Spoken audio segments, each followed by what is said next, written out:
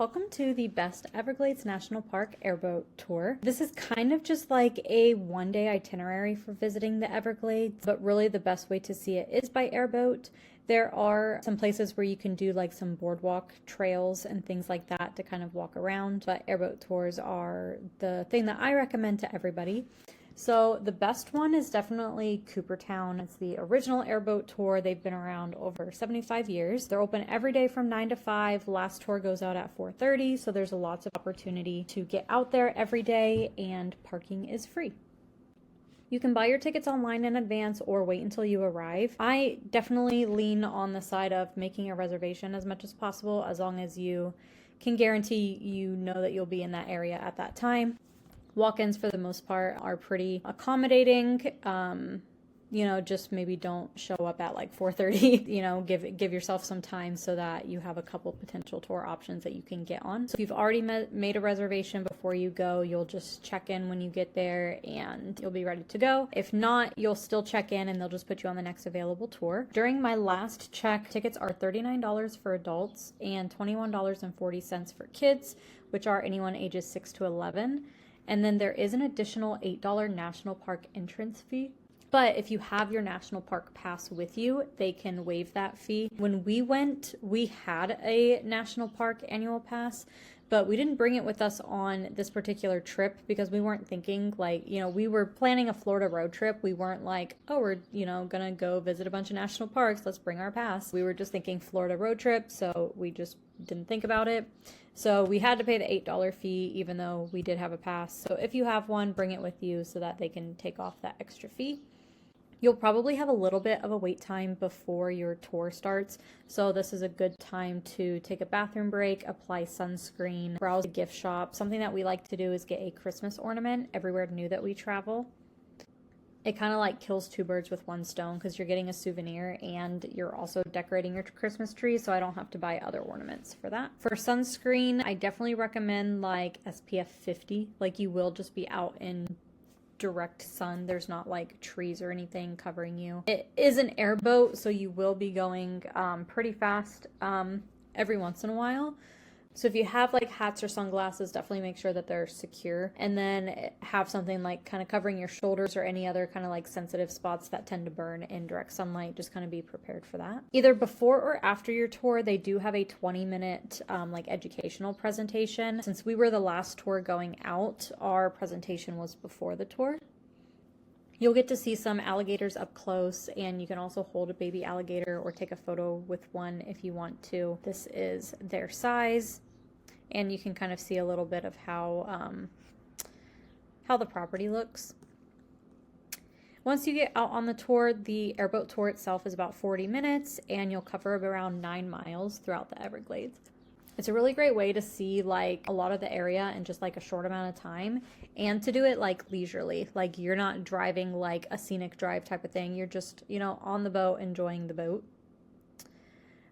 There's going to be a lot of different types of wildlife, obviously alligators. The guides do a really good job of just kind of like slowing down to get a better look at different things. They also know like where they've been seeing them lately, so they're going to gravitate towards those areas, which is nice. So you're also just not like on a speedboat the whole time either. Like, some of the areas are little like marshy spots like this, so like you'll go slow.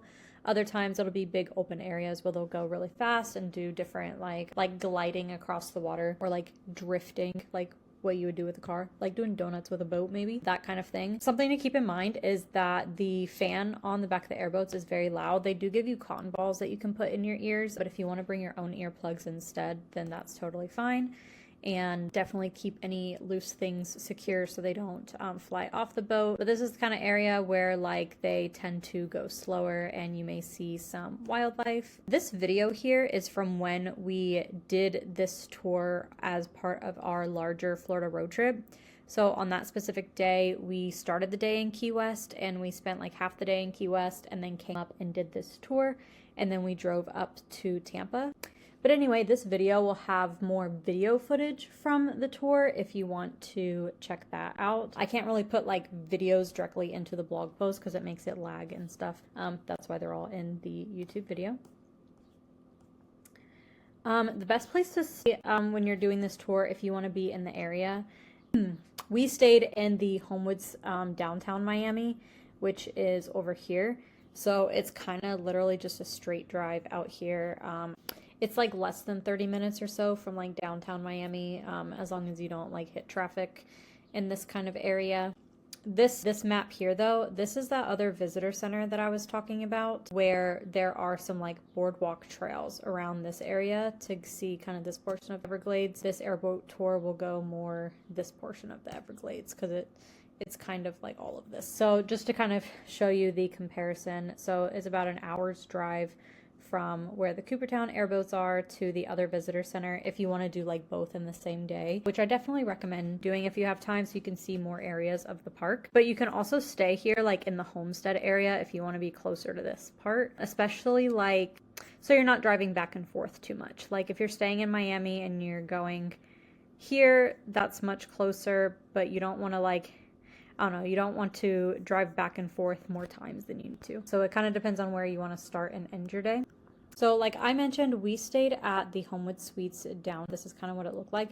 This was actually one of the few Homewood Suites I've stayed in where most rooms are not actually like the separated bedroom suites. This was more kind of like an L-shaped like open hotel room, so bigger than a typical room, but not a closed off separate bedroom, but it was, you know, completely fine for our purposes. There was a whole kitchenette over on the other side of the room. I definitely recommend that one. Some frequently asked questions that I get the most about visiting the Everglades. Can you do the Everglades in one day? Definitely. This is one of the easier parks to do that, especially if you do like the airboat tour part is like an hour, maybe hour and a half if you're like waiting for a tour or like exploring the gift shop or whatever.